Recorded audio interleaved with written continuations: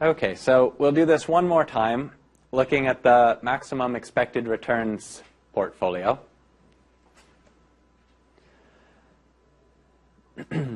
So just a little bit of a reminder about the problem I'm trying to solve. I have a vector of portfolio weights, W, that I think of as so I'm thinking of n assets in my portfolio. So W1 is the amount of my portfolio invested in asset 1. W2 is the amount of my portfolio invested in asset 2, and so on. There's n assets in the portfolio. And there's a constraint on this vector W that the sum of the elements has to be equal to 1. So I sort of have one chunk of money that I'm going to use to buy my portfolio. And so the sum of all the pieces I put together to make that portfolio will end up equaling that 1. Then for each of the n assets I'm going to put in my portfolio, I have a value mu1 that's the expected return of that asset. I'm going to put all of those together in a vector and call that mu. And then I also have a covariance matrix for the returns of the asset that I'm going to call sigma. And so this has to be an n by n matrix because it needs to tell me the variance of each asset. So it has to have n diagonal elements.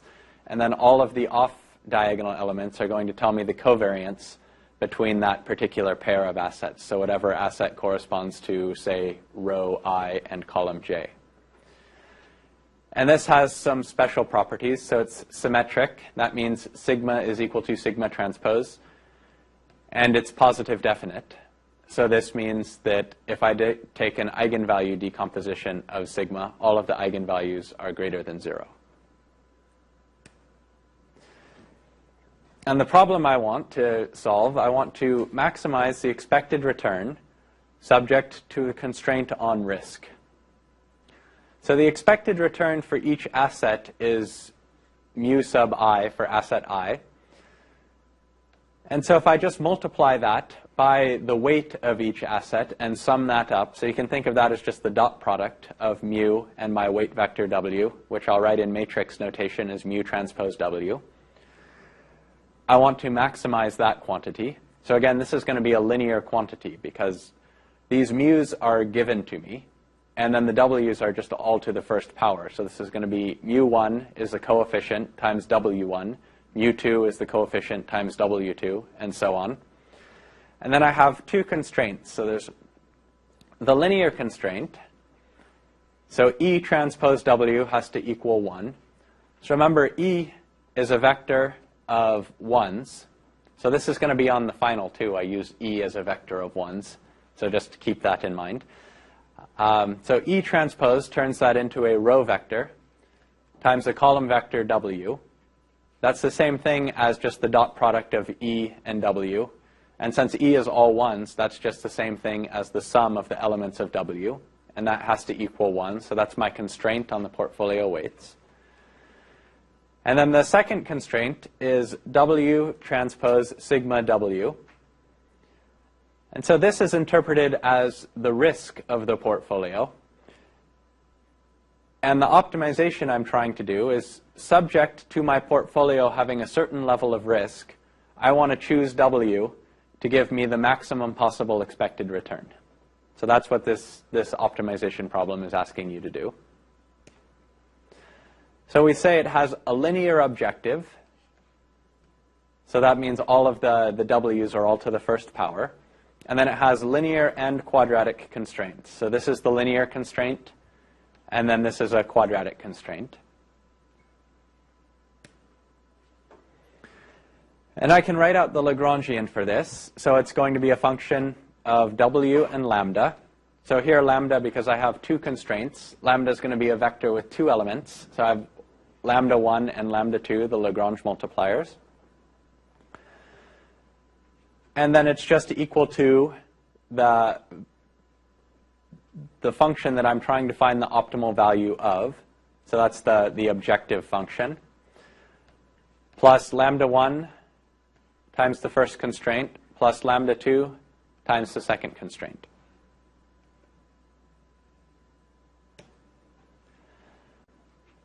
Then I need to take the gradient of the Lagrangian. So this is what I want to set equal to 0. So I want to find the inputs W and lambda that are going to make the gradient of the Lagrangian equal to 0. That's going to give me the critical points of the Lagrangian. So this is actually a little bit prettier because we can assume some knowledge of the problem. So in the last problem, I had to write out this huge matrix pretty much element by element. Here, because I can write everything in terms of this mu vector and the covariance matrix, it saves me a little bit of notation. But you have to be careful about the dimensions of things to make sure that they add up. So this is a gradient of a function. So the Lagrangian is a function of, so this would be n plus 2 variables. And it's a scalar valued function. So when I take its gradient, I'm going to get a row with n plus 2 elements. So you want to make sure that at least there's n plus 2 elements over here. So this will be the first portion of the gradient, the second portion, and the third portion. So what is the dimension of this? Well, mu is a vector of expected returns, and there's one expected return for each asset. So mu transpose is just going to be a row vector of n elements. Then I have lambda 1 is a scalar value. The E transpose, so E is a column vector of n ones. So E transpose will be a row vector of n ones. And when I multiply that by lambda 1, this thing that I have highlighted here, that's going to be a row vector that just contains the value lambda 1 n times in a row. And so since this is a row vector with n elements, and this is a row vector with n elements, I can go ahead and add them. And then I just need to make sure that the last thing here is also a row vector with n elements. So 2 lambda 2, that's going to be a scalar quantity, so I don't have to think about that. Then I have W transpose sigma. So W is a column vector with n elements. So if I take its transpose, it's a row vector with n elements. So its dimensions are 1 by n. And sigma is an n by n covariance matrix. So if I have a 1 times n vector times an n by n matrix, that's going to give me a 1 by n output, which is again a row vector of n elements. So I can sum up these three terms, and that's going to give me one row vector with n elements. Then here, for the second part of the gradient, I have E transpose W. So that's just going to be a dot product. This is a single row times a single column, so that's a scalar quantity. And then when I subtract 1, that's also a scalar quantity. So this is 1 by 1. And then W transpose W. So again, this is a bit tricky, but this W transpose is 1 by n. Sigma is n by n. And W is n by 1. So it's always the outer dimensions that are going to determine the dimension of the product. So this starts with a 1, and this last W ends with a 1. So this quantity that I have highlighted is a 1 by 1 quantity. So that's just a scalar value. And then sigma squared p is the risk of my portfolio that I'm stating. So that's also a scalar value. So this final part of the gradient is a scalar value. So my gradient is 1 by n plus 2, which is exactly what I was shooting for because I have n plus 2 values as inputs for my function. So I want to solve to find the critical point again. So I'm going to define my function g to be a function of w and lambda. It's just going to be the transpose of this function of the gradient of the Lagrangian. And so I end up with this vector here that I want to set equal to 0. But again, it's got this quadratic form in it. So it's not going to be something that I can just solve as a linear system. So it's going to be a nonlinear problem that I need to solve. So I'm going to have to approach this with Newton's method again. And so the first thing I'm going to need is this function g. And then the second piece to be able to do my Newton iterations is I need the gradient of this function g. And so again, this is quite a bit easier to write down than the previous example because I know a little bit more about the form going on here. So I can just take the gradient of this function is going to be the derivative of this with respect to w, then mu1, and then mu2. Or sorry, w, and then lambda1, then lambda2. So if I take the derivative, mu is constant, so when I take this derivative with respect to w, I get 0. There's no w here, so that also becomes 0. But there is a w here. And so it turns out that when you take the derivative of this is actually a matrix product. So this is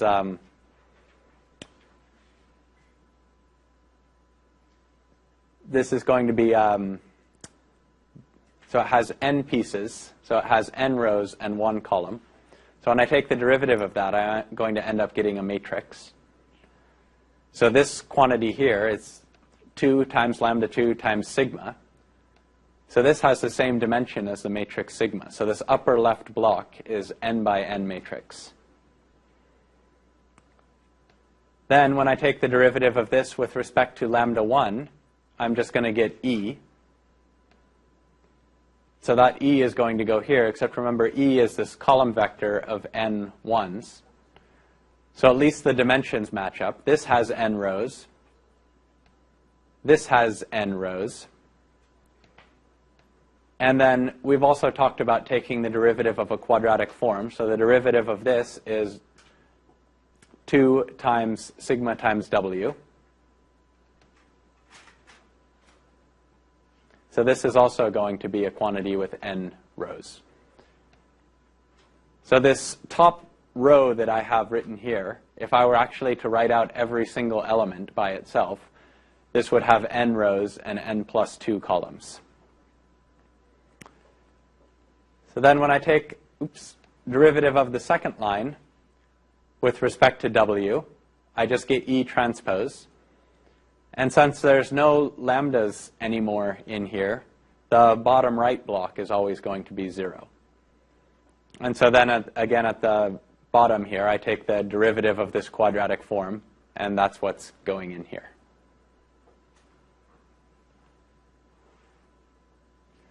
So now I now have the pieces. I'm going to go through an example from the textbook now. So they used 5-asset example with expected returns of 0.8 through 0.20. And the asset returns covariance matrix of this. So remember that these things are sort of on the order of mu squared. So that's why these are going to be so much smaller than what's going on here. And then the target risk was 25%. So the sigma squared p is going to be 0.25 squared, which is 0.0625.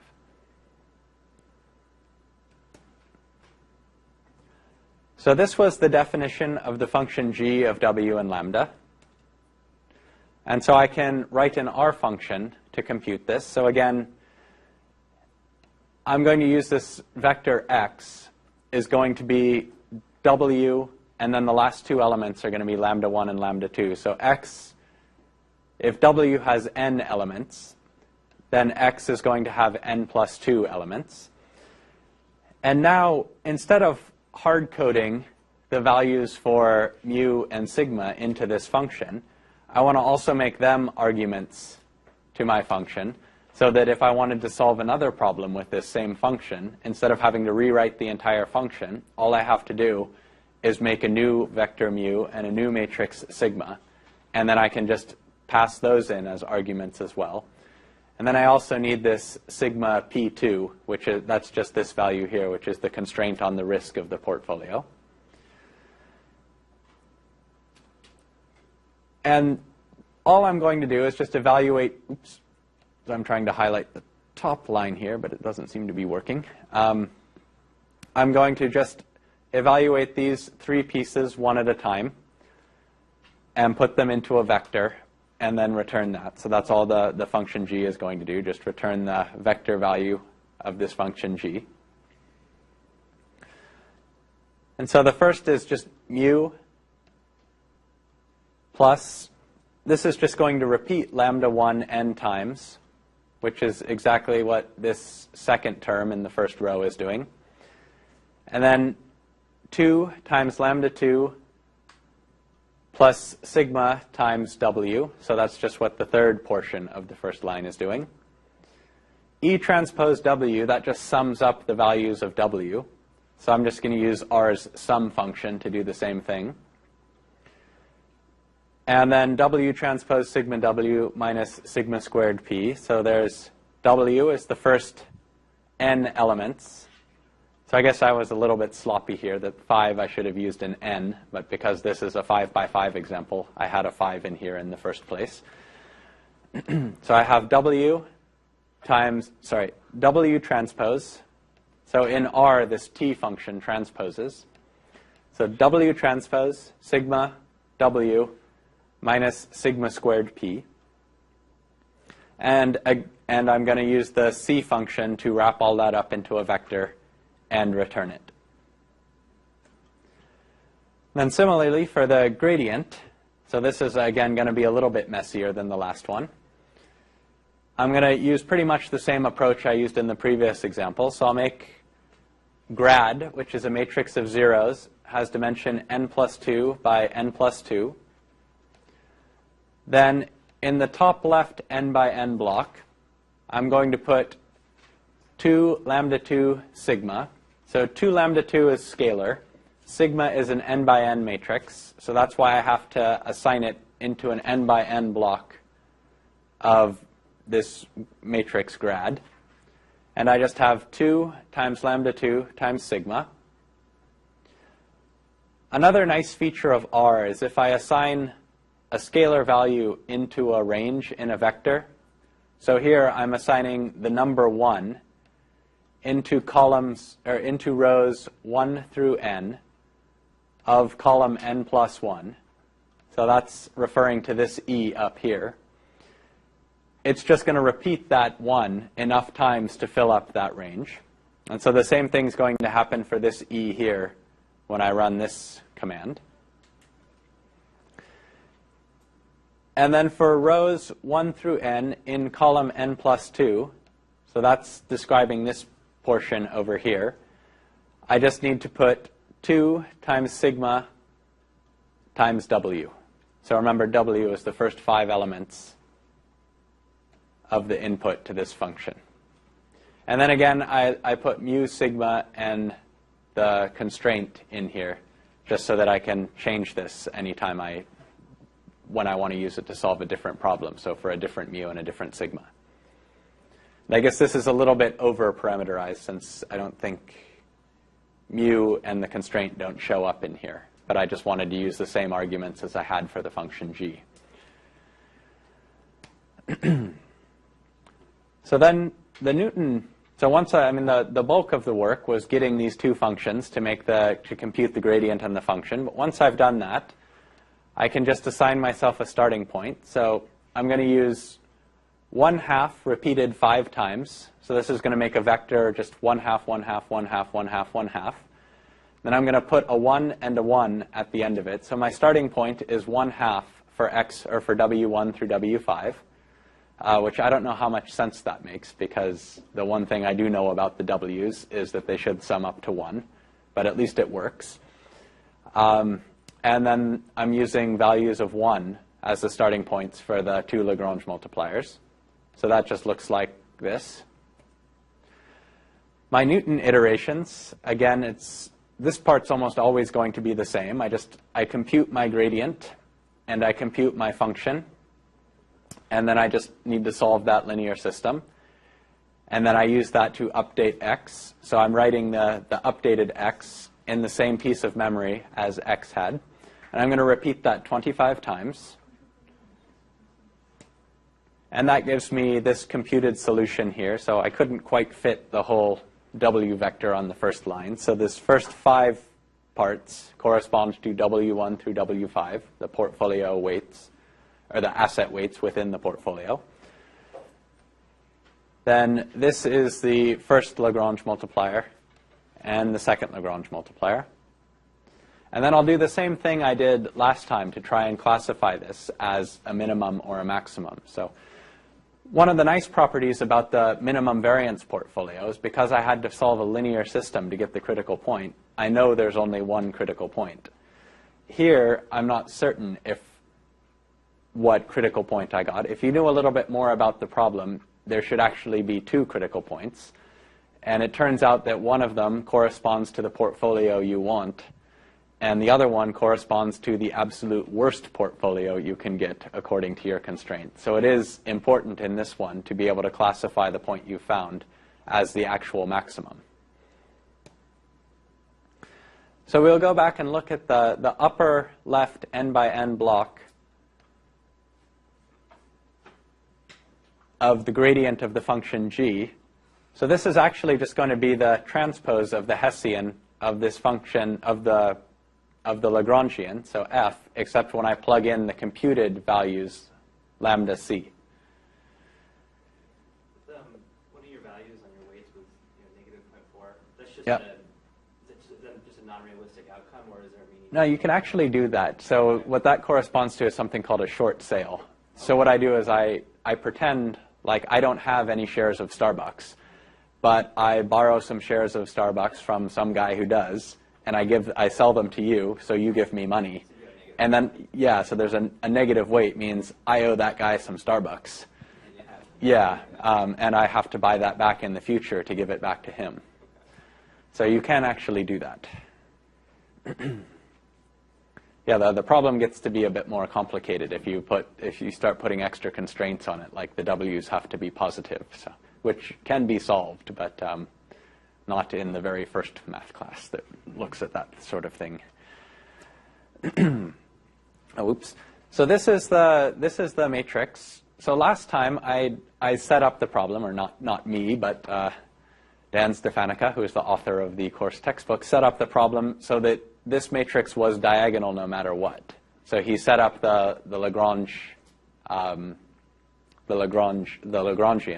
so that the off-diagonal elements were always going to be 0. Here, that's clearly not the case.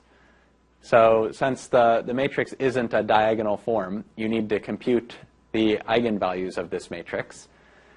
And the computed point, so W sub c, it'll correspond to a maximum if this matrix is negative definite, and it'll correspond to a minimum if this matrix is positive definite.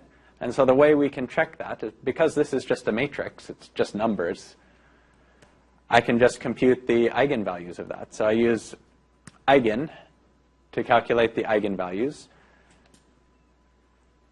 This is just the code to generate this matrix here. And then the $sign says it. So the eigenfunction will also give me the eigenvectors, but I'm not really interested in that right now. So if I take just the values out of this function, I get this vector of 5 values, and they're all less than 0. So that tells me that this matrix is negative definite. And that tells me that the computed point, x sub, or in this case, W sub c, corresponds to a constrained maximum of the objective function. And then finally, I can find the computed W. So that's 0.199. And so this is the maximum that I can make the expected return for my portfolio, subject to having a risk of 0.25 squared. Okay, so that's all okay, yeah. On those, how did you know, because you just did 25 iterations, so how do you know that you actually have a critical value after 25 iterations? Yeah, just to make the stuff fit on the slide, I did that. Really what you should do. So remember that this was in the section on doing Newton's method with vector-valued functions. This is sort of my update. And so what happens is, if it works, it's supposed to be converging to a certain value. So converging means that my current estimate is close to the thing that I'm trying to get. And so when I'm in that situation, if I update, I shouldn't move too much. And so what you can do is you can monitor the norm of this vector. And when that gets below a certain level, and usually you want to do it relative to the size of x. So you could say the norm of this vector divided by the norm of x. When that's less than, say, 1 in a million, then you just say that this point is so close to x that I'm going to stop. So you need to kind of think about it a little bit. But essentially, you want to define a value somehow of what it means to be close enough to the thing you're trying to get. And then you just watch as you're going along. And when you hit that, then you stop. But like I said, Newton's method isn't really guaranteed to converge. So it's also good to have something like this, like you go 50 times until you stop. So you'll either stop or you'll hit 50. But if you don't put a maximum number of times and it doesn't converge, it's just going to keep going and going and going.